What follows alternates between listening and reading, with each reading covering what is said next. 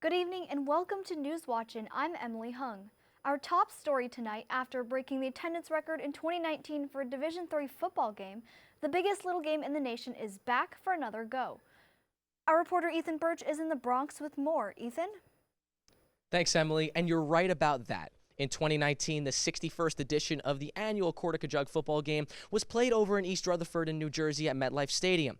That game broke attendance records, but behind me today at Yankee Stadium in the Bronx, New York, will be the location for the 63rd edition of the Cortaca-Jug.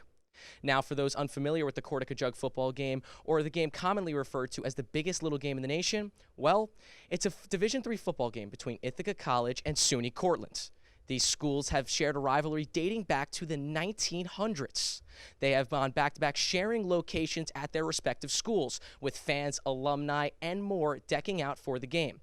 However, back in 2019, that location took a turn to New Jersey, where over 45,000 fans showed up to the same location where 2014 a Super Bowl was hosted.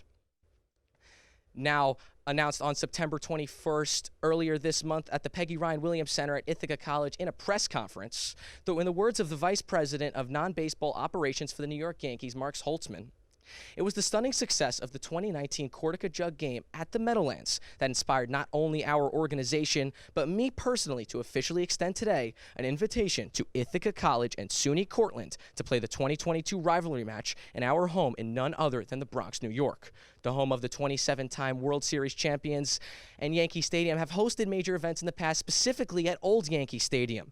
Memorable games between Army and Notre Dame in the 30s and 40s, the 1956 NFL championship game between, yes, the Baltimore Colts and the New York Giants, and even Muhammad Ali fought in Old Yankee Stadium in 1976. Per New Yankee Stadium, most recently Notre Dame vs. Army in 2010, which decked out 54,000 fans.